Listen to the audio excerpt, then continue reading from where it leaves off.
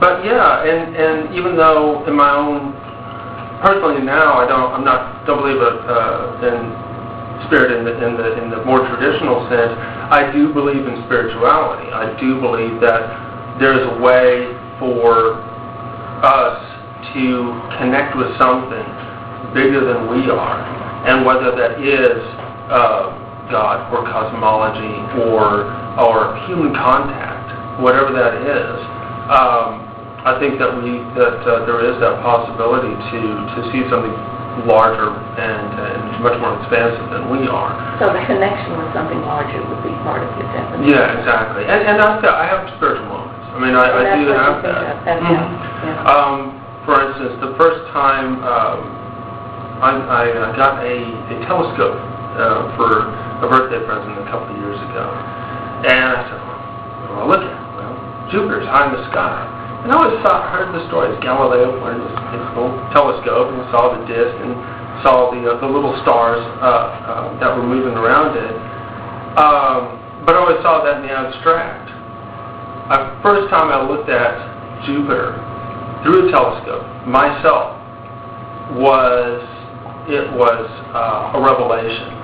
I could actually see the disk. I could see the bands of storms going around the planet. I could see very, very tiny, those bright points of light of the four large moons of Jupiter going around the planet, and it was amazing. My heart stopped just for a second when I saw that. I said, crap, it's real. They didn't just make that up, did he? So, no, I did this spiritual moment. That's and yeah. Good example. So. Thank you. Not to keep you up there, this has been quite interesting, but maybe a couple background points for the thousands who will see this on YouTube.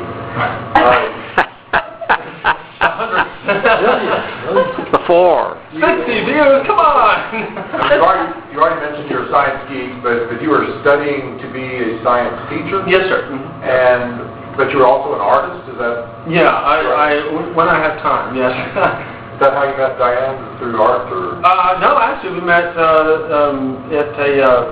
we used to work together, and yeah. And I guess one question for you, and maybe Joe and anybody else who wants to, I guess I struggle, certainly I accept Genesis as a Hebrew understanding of a fallen world, and not a literal story, or factual story.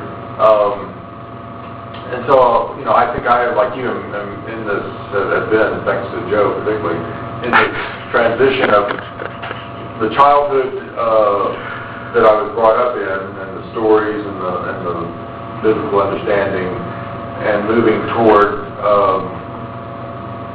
a skepticism of that. And I'm just fascinated with the Big Bang, and I wonder, and I realize it's not under the umbrella of science, but what are people's thoughts on the cause of the Big Bang? I mean, before there was anything, there was nothing, and then something happened, and this stuff exploded. No, and I think that's the thing, that there's a common misunderstanding that is, unfortunately, again, it's something that's preyed upon by those who want to promote non-science too. The idea that there was nothing is actually a fallacy. Basically, the idea behind the Big Bang, and as far as the cause goes, I'll get into that in a second, but as far as what the Big Bang was, Big Bang was actually is a misnomer. It was just caught on. There was actually oddly enough, a creation scientist who discounted it and just blew it off and said, well, you're just saying everything came from a Big Bang, and the name just kind of stuck. But the basic idea behind it is that all matter and energy in the universe was compressed into what is called a singularity, a point in space. And for reasons unknown, up to a very certain point in our understanding of how physics works, that point did expand. Energy transformed, much of the energy transformed into matter, and that matter spread out, coalesced, and became what we see. But as far as a cause, we can actually look at it in either way. It's like on the one hand you can say, does there need to be a cause? And in a way that is, if it just happened, well, it just happened, and all we can really do is just understand it. And I guess from a scientific viewpoint that does make sense, because science by its nature has to be agnostic. In order to understand nature, you have to exclude the supernatural. But from a supernatural standpoint, there could be a cause. Why? And why not? If God wanted to create the universe, and this is just happened to be the method that He created, there's no reason why that couldn't have happened either. So either way, that could, I see no conflict, I should say, between spirituality.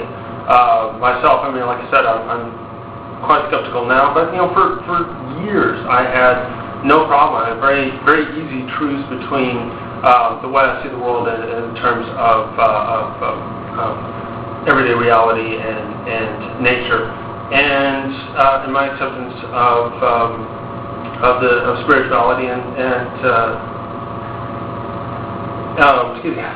of spirituality and religion. I was still a Christian for a very long time, and then and I had no conflict with that.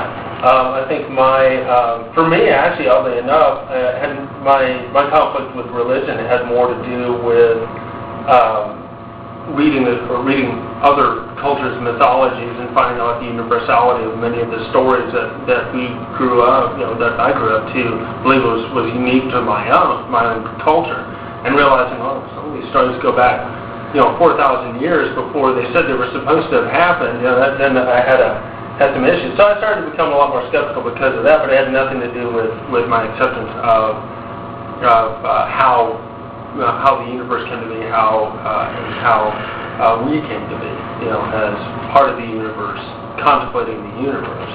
So. And I'll send you a podcast that explains it all. Oh, so, excellent, Joe. yeah. Those of us who need to sing or greet or something, we're going to need to leave now. Y'all can continue. Paul, you can, if Next time? next time, if not this Y'all time. catch me now, I might not be here next time. Okay. My So- work may take me out of town and so. All right. So, Put it up on the Joe, be website. sure and videotape Paul. I'm going to video call. Talk about it tonight here. Oh, okay. I don't stand. Oh, wait a second. Wait, I have to make this